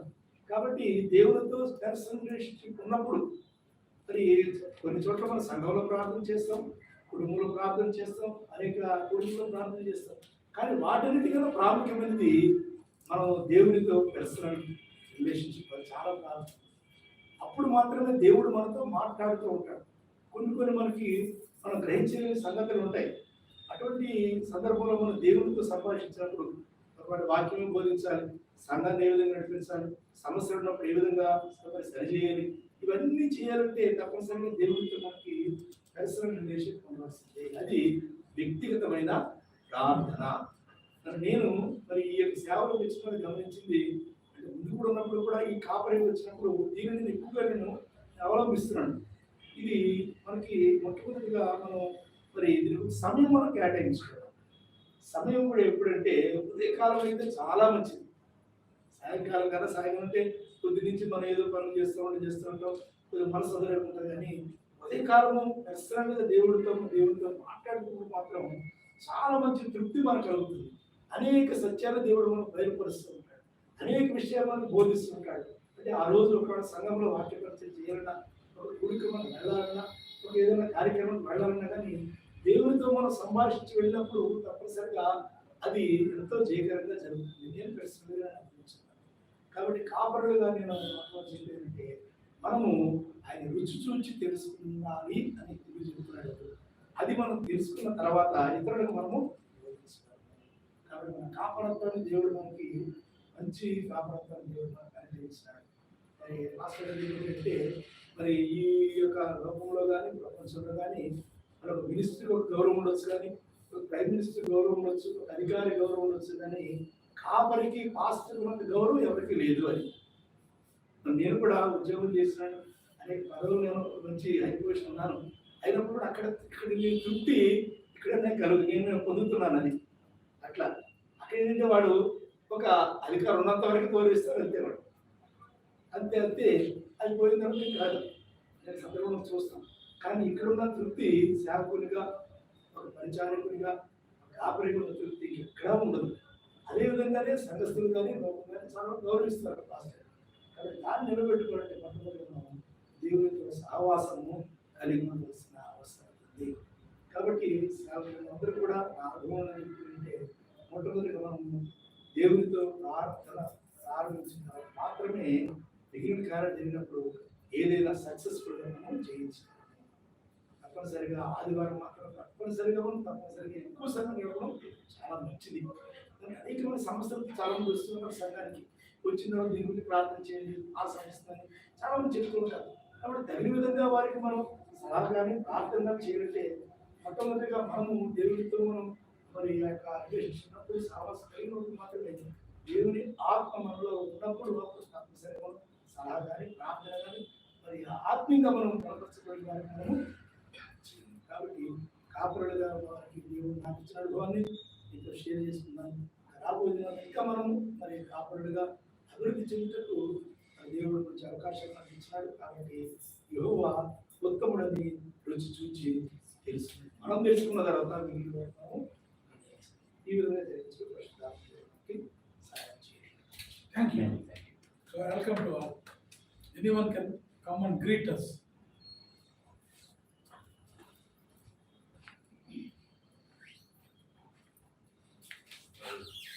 ఈ అవకాశం ఇచ్చిన పాస్టర్ అందరికీ దేవుని వందనాలు తెలుస్తున్నాను. Christmas is the time of happiness కదా, అందరికి జాయ్. ఎందుకంటే ఆయన లేకుంటే మనకు నిరీక్షణ లేదు. పాస్టర్ చెప్పినట్టు గ్రౌండ్ లెవెల్ ఉంటేనే అది మనము ఆనందించగలం. ఆయన ఎంచుకోలేదని తను తాను వ్యక్తిగా చేసుకుని ఈ లోకానికి వచ్చాడు. నీ కొరకు అనేక మంది కొరకు వచ్చాడు. అవర్ యాక్షన్ షుడ్ స్పీక్ అంటారు. నేను మన పరిచర్య మనం ఏ విధంగా జీవిస్తున్నామో అదే క్రీస్తుగా చూపిస్తే చాలు. మనం వ్యక్తిగా ఏం చేయాల్సిన ఆలోచన అంటే we should be down to earth. ప్రేమలో మనం ఎదగాల, ప్రేమ ఇతరులకి పంచిపెట్టాలి. ప్రేమ ద్వారా మనం అనేక హృదయాలని తెలుసుకోవాలి. నేను సమాజంలో ఏమిటంటే అంత కార్పొరేట్ వరల్డ్, కూడా అంత కార్పొరేట్ టీచింగ్ లో కూడా కార్పొరేటే. మీరు గచ్చిపల్లి వైపు అటువైపు చూస్తుంటే ఇక్కడ పెద్ద పెద్ద కన్వెన్షన్ సెంటర్స్ ఉంటాయి. ఆ కన్వెన్షన్ సెంటర్ లో అక్కడ క్రైస్ట్ సెంట్రిక్ ఉండదు. గమనించింది ఏంటంటే వ్యక్తుల ఫోటోలు పెద్దగా ఉంటాయి, పెద్ద పెద్ద బ్యానర్స్ ఉంటాయి. మీకు చిన్న కూడా వాక్యంకి విలువ లేని దినాలు ఉంటుంది. అక్కడ ఏంటంటే కార్పొరేట్ వాళ్ళు. కానీ క్రీస్తు వారు ఈ లోకానికి మరి నాకు చదువుకున్నట్టు ఒకసారి మన పూర్వస్థితికి వెళ్తే, ఒకసారి ఆలోచన చేసుకుంటే పశువుల పాకలో మన పూర్వీకులు ఉన్నారు. ఆ పాకలో నుంచి వారు సమాజంలో సంఘం వెలుపల బయట పడవేసిన వారు. కానీ ఆయనను ప్రేమతో మనల్ని స్వీకరించి ఆ ప్రేమ అనురాగాలతో ఆనాడు సేవకులు చేసిన సేవ వల్ల ఈరోజు సమాజంలో ఉన్నత శిఖరాలు మనం కూర్చోగలిగామంటే ఆ ప్రేమను వారు చూపించారు, సేవకులు చూపించారు. అటువంటి సేవ నేటి దినాల్లో మిస్ అవుతుందని చెప్పగలుగుతాం. This is no preaching at all at the ground level, no basics. అసలు బైబిల్ ప్రీచింగ్ అన్నది కాకుండా కాస్మెటిక్ టీచింగ్ అవుతుంది. అంత కాస్మెటిక్ యూట్యూబ్లలో చూస్తే రకరకాల చూస్తూ ఉంటాం మనం. పల్లెటూరులో కూడా యూట్యూబ్లో చూసి అంత కన్ఫ్యూజన్ మైండ్లో ఉంది. కన్ఫ్యూజన్, ఎవరు ఏ కాన్సెప్ట్ చెప్తారో, ఎవరు థియాలజీ చెప్తారో, ఏం చెప్తారో అంటే డిస్టర్బ్ ఉన్నారు. కానీ కేవలం మనం ఆయన ప్రేమ, ఆయన ఈ లోకానికి ఎందుకు వచ్చాడంటే నీ కొరకు నా కొరకు మరణించడానికి వచ్చాడు. That is only purpose he has come into this world and he has shown his love towards all the people. ఒక్కరని ఏ భేదము లేదు అంటాడు, అందరికీ ప్రేమ చూపించాడు. కాబట్టి నేటి సమాజంలో కొందరు చూడటానికి కూడా కొందరు చూస్తుంటే వాళ్ళని అసహ్యపడుతుంటారు. కానీ అటువంటి వారి కొరకు మనం ఏం చేయడం రాదు, ప్రేమ చూపిస్తే చాలు. ఆ ప్రేమ ద్వారా హృదయాలను గెలుచుకుంటే అదే మనం క్రైస్తవం, మన క్రిస్మస్ సందేశం. లేని వారికి, అభాగ్యులకి, బీదలు అనేక మంది వేల కొలది ప్రజలు వారిలో వెళ్ళి మనం నిజమైన పరిచర్య చేస్తే అదే నిజమైన క్రిస్మస్. వారి హృదయాలలో క్రీస్తుని జన్మించే విధంగా మన ఒక యాక్షన్ ఉంటే చాలు. మన హృదయాలను ఏ విధంగా జన్మించాడో వారి హృదయాలలో జన్మించాలి క్రీస్తు అంటే ఈ యొక్క క్రియ ద్వారా చేస్తే అది నిజమైన క్రిస్మస్. కాబట్టి క్రిస్మస్ లో మనం నిజంగానే డౌన్ ది లైన్ వెళ్ళి అనేక మంది ఉన్నారు. There are many people doesn't know the word of God. అటువంటి ప్రదేశాల్లో ఆయన ప్రేమను చూపిస్తే చాలు. ఆ ప్రేమ ద్వారా అనేక మందికి ఆటోమేటిక్ గా దేవుని వైపు తిరగలుగుతారు. మరి ఆ 40, 50, 2, 3 తరాలు చూసుకున్నట్టయితే మన పూర్వీకులు ప్రేమకు నోచుకొని వారు ఆ రోజు ప్రేమకు నేర్చుకున్న వాళ్ళు ప్రేమ చూపించారు. ఆ ప్రేమ ద్వారా వాక్యాన్ని తెలుసుకున్నారు. వాక్యాన్ని తెలుసుకున్నాక 1-2 జనరేషన్స్ జరిగినారు. అటువంటి వారి కొరకు మనం వెళ్ళి పరిచయం చేస్తే అదే నిజమైన క్రిస్మస్ అనేది తెలుసుకుంటాం. Thank you. Thank you.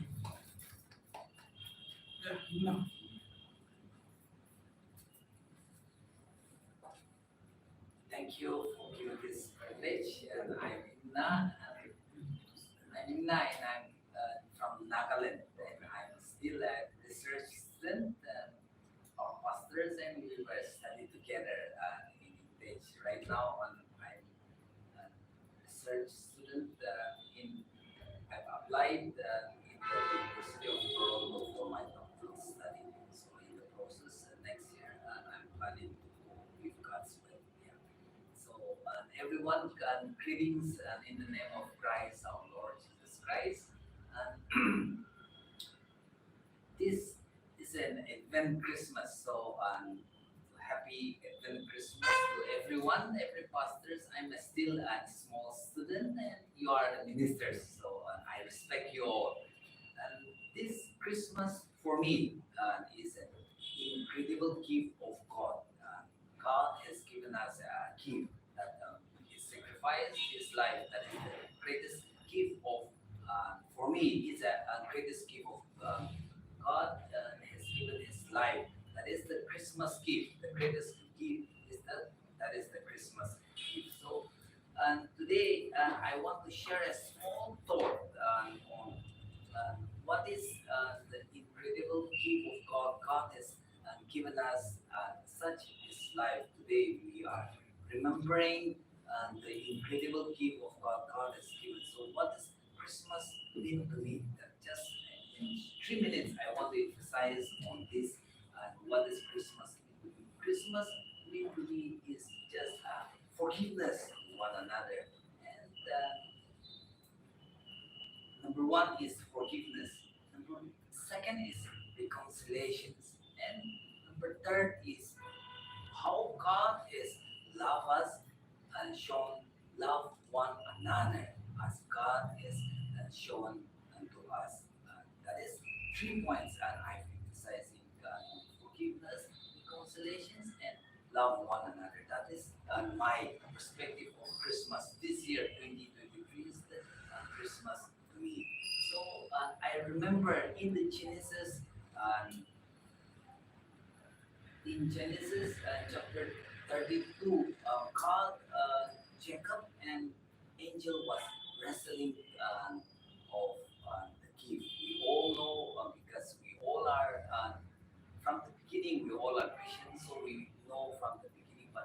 today I just want to reminder once again that God Jacob and angel is wrestling. Like today, we all are wrestling, battling in this world. So we all 2023 has going to end soon. Only few days are left. So we all are wrestling in our works, in our job, in our ministry, in this corrupted world, I should say. But we always wrestle, and how God Jacob has asked blessings to the angels.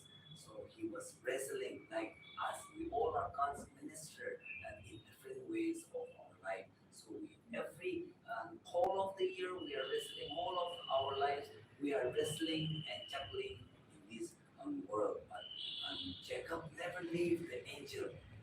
Even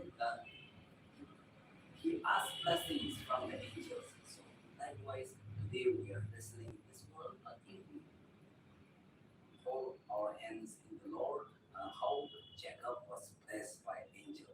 Likewise, I challenge every one of us here. This Christmas will be challenging, but we'll need to seek blessings from God. So that is real Christmas to me.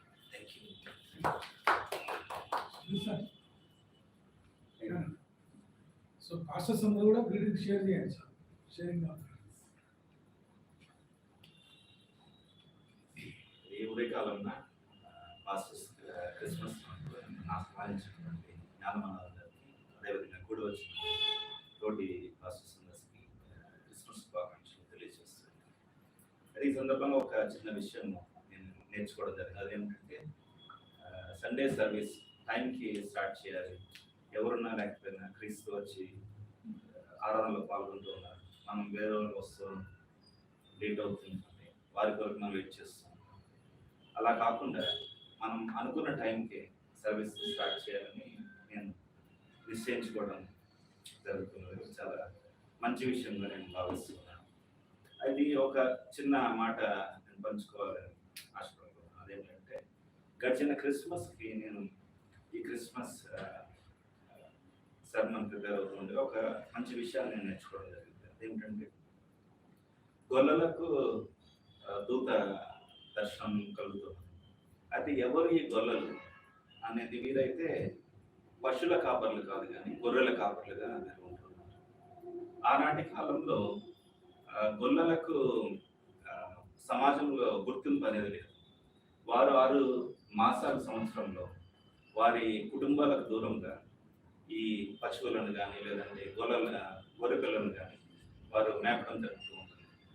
అయితే దేవుని దర్శనం జరిగిన ఈ గొల్లలు ఎవరైతే ఉన్నారో వారు యెరూషలేము పట్టణం నాకు దగ్గరగా ఉంటున్నారు. వీరు కాచే మంద ఏమిటంటే యెరూషలేము దేవాలయంలో వధింపబడేందుకు సిద్ధపరిచే గొర్రె పిల్లలను మీరు కాయడం జరుగుతుంది. దేవుని దర్శనం ద్వారా వారు లేదంటే ఈ ప్రపంచానికి వచ్చినటువంటి మెసేజ్ ఏమిటంటే ఇక గొర్రె పిల్లల అవసరం లేదు. మనందరి కొరకు దేవుని కుమారుడైనటువంటి యేసు ప్రభు జన్మించాడనేది ఈ యొక్క సత్యాన్ని నేను నేర్చుకోవడం జరుగుతుంది. మరొకసారి కూడి వచ్చిన మీ అందరికీ కూడా క్రిస్మస్ శుభాలు తెలియజేస్తున్నాను.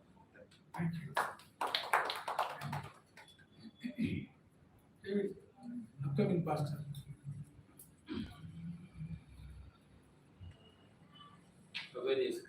అందరికీ వందనాలు. ఈ అవకాశం ఇచ్చిన మాస్టర్ గారికి, సంఘానికి, ముఖ్యంగా దేవునికి వందనాలు. ఓకే, అందరూ కూడా వెల్ నాలెడ్జ్ ఉన్నవాళ్ళు, అనుభవం ఉన్నవాళ్ళు. నేను జూనియర్ని.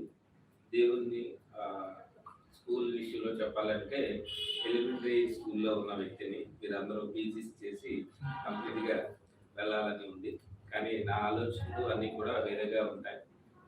ఆలోచనలో ఈరోజు క్రిస్మస్ గురించి కొన్ని విషయాలు మనం తెలుసుకున్నాం. చాలా ముఖ్యమైన విషయం ఏంటంటే క్రిస్మస్ అంటే మిషనరీ వరల్డ్ పండగ లేదా ఇన్నోసెంట్ డే, పవిత్ర అమాయకుల దినం అని ఇలాంటి చాలా పదాల దగ్గర నుంచి మనం క్రిస్మస్ అనే కంప్లీట్ స్టేజ్కి వచ్చాం.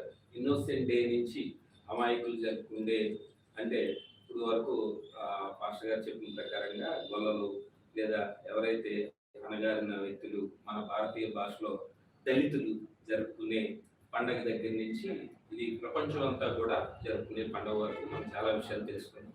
అంటే లైటింగ్ గురించి, డార్క్నెస్ గురించి మనం ఎక్కువగా మన ఆలోచనలో ఉంది. నేను మొదటగా ఉన్నాను కాబట్టి, మీరు అందరూ పై స్థాయిలో ఉన్నారు కాబట్టి, సంఘంలోకి ఎవరి క్రిస్మస్ కూడా ఒక దేవుని తెలియని వ్యక్తికి మనం దేవుని తెలియపరిచామా, లేదా ఆల్రెడీ 20 years 30 years క్రైస్తవులుగా ఉన్నవాడికి మనం క్రిస్మస్ గురించి చెప్తున్నామా అనే విషయాన్ని పాస్టర్స్ గా మీరు ఉన్నారు కాబట్టి, అందులో నేను కూడా భాగస్థుని అవుతున్నాను కాబట్టి, ఎవరి క్రిస్మస్ మనం తెలుసుకోవాల్సిన విషయం ఏంటంటే, ఒక అన్యుడికి మనం దేవుని సేవ చేసామా లేదా, అలా చేసినప్పుడే అదే రియల్ క్రిస్మస్. ఆల్రెడీ మన సంఘంలో 100 మంది ఉన్నారు, ఆల్రెడీ 20 years నుంచి 80 years నుంచి సంఘం నడుస్తూ ఉంది అంటే, అందులో కొత్త వ్యక్తి ఆ సంవత్సరం రాలేనప్పుడు నిజమైన క్రిస్మస్ అక్కడ జరగదని నా ఆలోచన. అక్కడ లైటింగ్ లేదు, ఓన్లీ డార్క్నెస్ మాత్రమే ఉంది. ఆ డార్క్నెస్ నుంచి లైటింగ్ లో రావాలంటే న్యూ కమర్స్ రావాలి, ఆ ప్రాంతానికి మనం వెళ్ళాలి. ఒక స్ట్రెచర్ లో మనం ఉండకుండా క్రిస్మస్ విధానం బీదల దగ్గరికి పాస్టర్ గారు ఇప్పుడు వరకు చెప్పిన విధంగా ఎవరైతే కింద స్థాయి వ్యక్తులుగా ఉన్నారో ఆ వ్యక్తికి 0 లెవెల్కి వెళ్ళాలని మనం తెలుసుకున్నాం. నిజంగా 20 years 30 years 40 years, నాకు 43 years ఏజ్ వచ్చింది, కానీ నేను పూర్తి స్థాయిగా ఇంకా చూస్తూనే ఉన్నాం దేవుని దగ్గరికి ఎలాగా వ్యక్తులను తీసుకువెళ్ళాలి అని. ఇంకా ఈ ఏజ్ లో కూడా నేను ఆలోచిస్తూ ఉన్నాను. కానీ ఈ ఆలోచన అంతా ఏంటంటే పరిపక్వత చెందిన వ్యక్తులుగా తీర్చిదిద్దబడాలనే ఆలోచన అనమాట.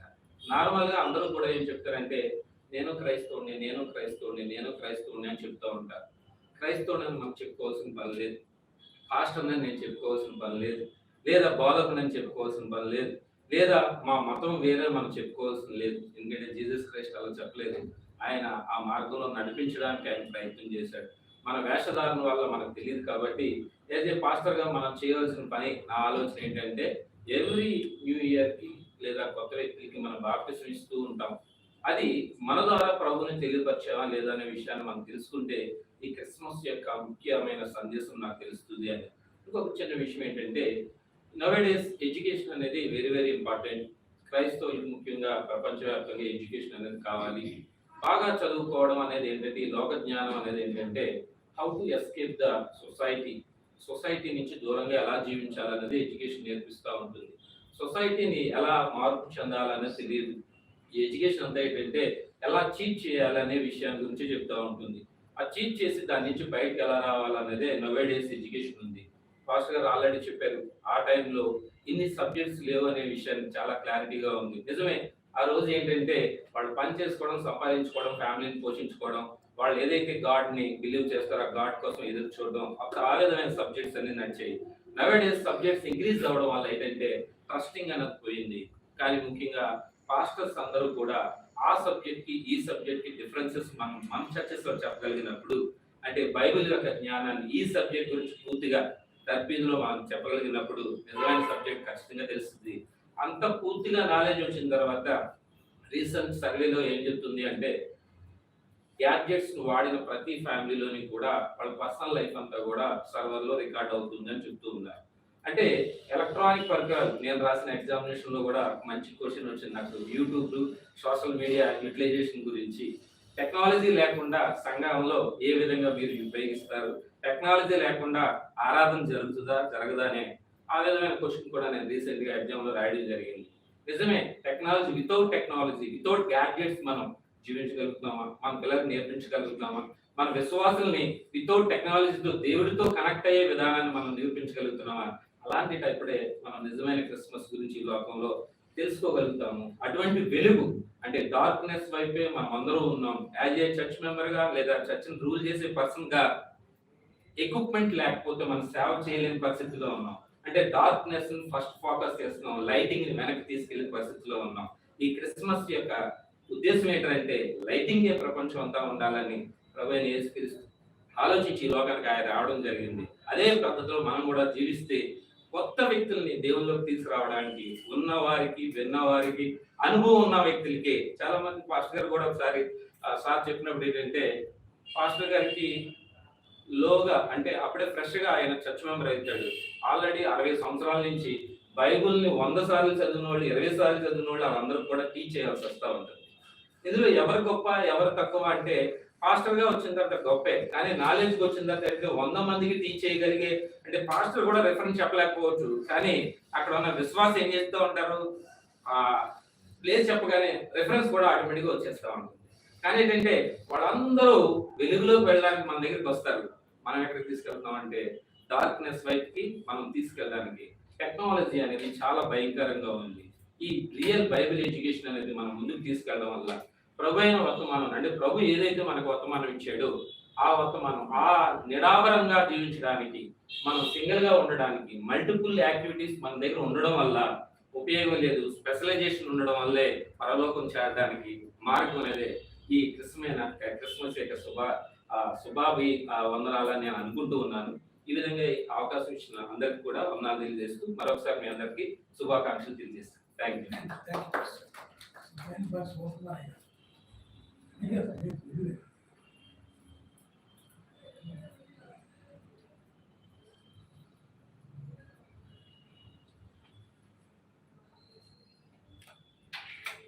ఉదయకాల సమయంలో పాస్టర్స్ ఫెలోషిప్, పాస్టర్స్ క్రిస్మస్ లో పాల్గొన్న ప్రతి ఒక్కరికి నా హృదయపూర్వకమైనటువంటి క్రిస్మస్ శుభాకాంక్షలు తెలియజేస్తాను. అదేవిధంగా మన ప్రియులు డాక్టర్ జ్ఞాన మనోహర్ గారు ఏర్పాటు చేసినటువంటి సంతోషకరమైనటువంటి సమయాన్ని బట్టి దేవునికి వందనాలు చెల్లించుకుంటున్నాను. ప్రత్యేకంగా ఇది పగటిపూట పెట్టడం ఎంతో సంతోషం. ఎందుకంటే ప్రతి ఒక్కరు కూడా సాయంకాల సమయంలో రకరకాల క్రిస్మస్లు, రకరకాల ప్రేయర్ మీటింగ్స్ ఉంటాయి. That's very good thing. మంచి షేరింగ్ అబౌట్ ద క్రిస్మస్, చాలా సంతోషంగా ఉంది. అందరికి తెలిసినటువంటిది క్రిస్మస్ అనేటువంటిది. ఎందుకంటే ఎవరికి కూడా ఇక్కడ ఉన్న వాళ్ళకి మొదటి క్రిస్మస్ ఏమి కాదు. అందరికీ ఎన్నో సంవత్సరాల క్రిస్మస్లు జరుపుకొని అనుభవించి ఆశీర్వాదాలు పొందుకొని ఉన్నారు. అందును బట్టి దేవునికి వందనాలు. చక్కటి మాటలు గొల్లల గురించి, అదేవిధంగా టెక్నాలజీల గురించి జ్ఞాపకం చేశారు. అయితే ప్రత్యేకంగా ఈ క్రిస్మస్ అనేటువంటిది the festival of proclamation, and also the festival of separation. ఇది క్రిస్మస్. ఎందుకంటే యేసు ప్రభు వారు జన్మించాడని మనం తెలిసిన వాళ్ళకే చెబుతాం. తెలిసిన వాళ్ళకే చెప్పడంలో గొప్పతనం ఏమీ కూడా లేదు. ఎందుకంటే ఒక పుస్తకం ఉంది, we're stealing our own ship from our own yard. ఇప్పుడు మనం అంతా కూడా ఏంటంటే those who are Christians, we are going and telling about the Christmas. It is not the festival of telling our own people. This festival is to tell others about Jesus Christ and why Jesus Christ was born in this world. అనేటువంటిది జ్ఞాపకం చేసుకునేటువంటిది నిజమైనటువంటి Christmas. And also the Christmas is a separation, and we should not follow the old way in our life after having Christmas in our life, including the wise men. They also taken a new path, and they never went that same path. But this is the festival to change the people to go into a new path. కాబట్టి ఈ యొక్క Christmas ఒక సంతోషము, ఒక ఆనందము, ఒక నూతనత్వము మన జీవితాల్లో ఉండాలని నేను కోరుతూ ఉన్నాను. అంతేకాకుండా చక్కటి ఏర్పాటు చేసినటువంటి డాక్టర్ జ్ఞాన మనోహర్ గారికి నా హృదయపూర్వకమైనటువంటి వందనాలు చెల్లించుకుంటూ, ఆహ్వానించినందుకు కూడా ప్రత్యేకమైన ధన్యవాదాలు తెలియజేసుకుంటూ, అదేవిధంగా మీ అందరికీ కూడా నా పక్షంగా, కుటుంబ పక్షంగా మీకు క్రిస్మస్ శుభాకాంక్షలు అందిస్తూ నేను ముగిస్తూ, thank you very much and God bless you.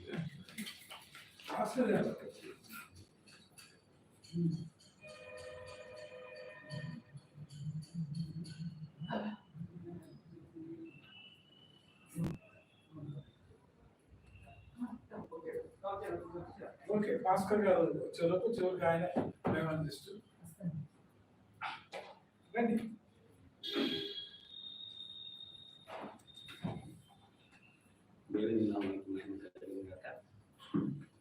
కాపరుల క్రిస్మస్ని ప్రత్యేకంగా అరేంజ్ చేసి ఈ సందర్భ క్రిస్మస్ని కాపరులుగా మొత్తం మనందరం కూడా కలిసి సంతోషించడానికి, ఆనందించడానికి ఈ కార్యక్రమాన్ని ప్రత్యేకంగా ఏర్పాటు చేసిన గారికి నేను వందనాలు తెలియజేస్తున్నాను, కృతజ్ఞతలు తెలియజేస్తున్నాను. మంచి వాక్య సందేశం ఇచ్చారు.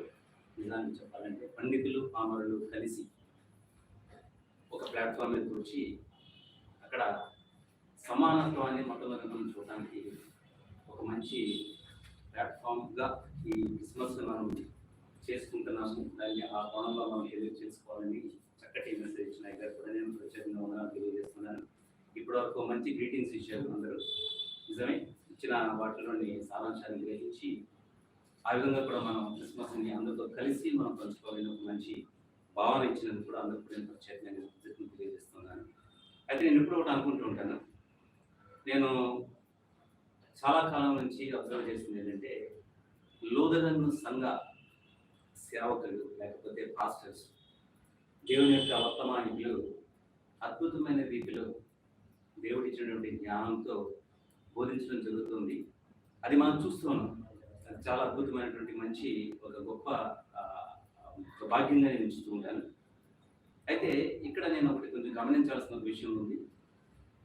మత్తయి సువార్త 5:16 ఒక వచనం నాకు ఇప్పుడు ఆలోచన వచ్చింది. ఎందుకంటే మనుషులు మనసక్రియను చూసి పరలోకమందున మన తండ్రిని మహిమపరచున్నట్లుగా మీ వెలుగులు వారి ఎదుట ప్రకాశింపనీయండి. ఈ మాటలోని అంతర్యాన్ని మనం గమనించినప్పుడు ఏంటంటే మనకి దేవుడు ఎంతో మంచి జ్ఞానం ఇచ్చాడు.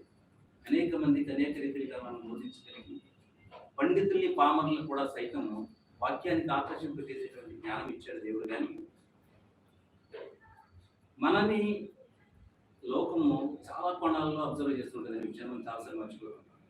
కేవలం మనం సంఘంలో, చర్చిలో, బహిరంగ వేదికల్లో, సమావేశాల్లో, సభల్లో మనం మాట్లాడిన తర్వాత మన రెస్ట్ ఆఫ్ అవర్ లైఫ్ చాలామంది గమనిస్తుంటారు.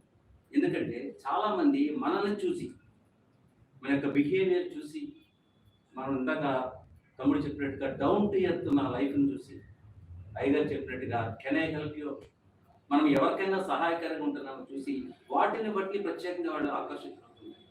అందుకే నేను ఎప్పుడు అనుకుంటాను, we have to preach what we practice. మనం ఏదైతే ప్రాక్టీస్ చేస్తున్నామో దాన్ని ప్రీచ్ చేయడానికి మనం ప్రయత్నం చేసినప్పుడు ఇంకా అనేక మంది దేవుని వాక్యానికి అంటుకట్టబడి ఆకర్షితులై ఒకసారి వాళ్ళ హృదయంలో ఆ వాక్యం వెలిగించబడిన తర్వాత అనేక మందికి మాదిరికరంగా ఉంది. సో ఆ కోణంలో కూడా మనం ప్రయత్నం చేయడానికి దేవుడు తన కుటుంబానికి అనుగ్రహించిన కాక ఈ అవకాశాన్ని ఇచ్చిన అయ్యగారికి వందనాలు తెలుస్తూ మాట్లాడుతుంది. సో ప్రార్థనతో ఒక భాగాన్ని మనం ముగించుకుందాం. ఆ తర్వాత మరొక భాగాన్ని ప్రార్థించుకుందాం. కళ్ళు ఉంచుకుందాం, ప్రార్థన చేసుకుందాం. మహోన్నతులైన మా ప్రియ పరలోక తండ్రి, మా దేవా, మా సంఘాలలో మేము పరిచయం చేస్తూ ఉండగా క్రీస్తు శుభ సందేశాన్ని మా సంఘస్థులకు మాత్రమే కాదు, మా జీవితాల ద్వారా మాకు ఎదురయ్యే ప్రతి వారికి మేము పరిచయం చేయాలనే సత్యాన్ని మరొక మారు ఈ క్రిస్మస్ దినం ద్వారా మా మనసుల్లో ఉంచినట్టుగా వందనాలు చేస్తూ కథలు వచ్చిన మా సహోదర కాపురులందరూ వారి వారి సంఘాలలో దివ్యమైన పరిచయం చేసుకుంటూ సంఘానికి వెలుగుగా వారు ఉన్నారు.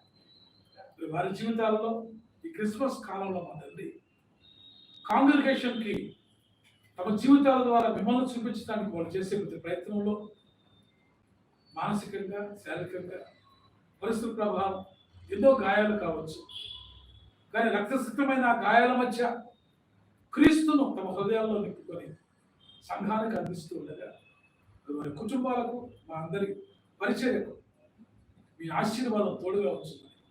ఈ క్రిస్మస్లో నీవు ఎలా తగ్గించుకొని మా మధ్యకు వచ్చి మానవాళి ఎన్ని శ్రమలు పెట్టినా వెలుగును ప్రసరింపజేశారు. మేము కూడా మా పరిచయలో, మా సంఘంలో ఎన్ని అనుకూల పరిస్థితులు ఉన్నా మా జీవితం ద్వారా మిమ్మల్ని పరిచయం చేయడానికి మాలో ప్రతి ఒక్కరిని బలపరిచి, స్థిరపరిచి, సిద్ధపరచు క్రీస్తు వారి దివ్యనామమున వేడుకొని ప్రార్థించున్నాం తండ్రి. పరలోకమందున్న మా తండ్రి, నీ నామము పరిశుద్ధపరచబడుగాక, నీ రాజ్యము వచ్చుగాక, నీ చిత్తం పరలోకమందు నెరవేరుగాక. మానవులకు దయచేసి మా రాజ్యం చేసిన నిత్యత్వమును క్షమించు. సూర్యుడు జగత్తును రాజ్యము, శక్తి, మహిమ ఆమేన్. ప్రభువైన యేసుక్రీస్తు ప్రేమ, దేవుని కృప, పరిశుద్ధాత్మ అన్యోన్య సహవాసం కాపాడుల కుటుంబాలలో నిజమైన క్రీస్తు వెలుగు అనేకులు ఖండించడానికి ప్రతి కాపరిని ఓ క్రీస్తు వలె సిద్ధపరచును గాక. ఆమేన్. రంగుల్వా మీద వర్షింపజేయుమిషా ఆశతో నమ్మియున్నాము నీ సత్యవాగ్దానము ఈ వారి మీద కుమారించుము దేవా రమర ప్రేమ వర్షంబు కుమారించుము దేవా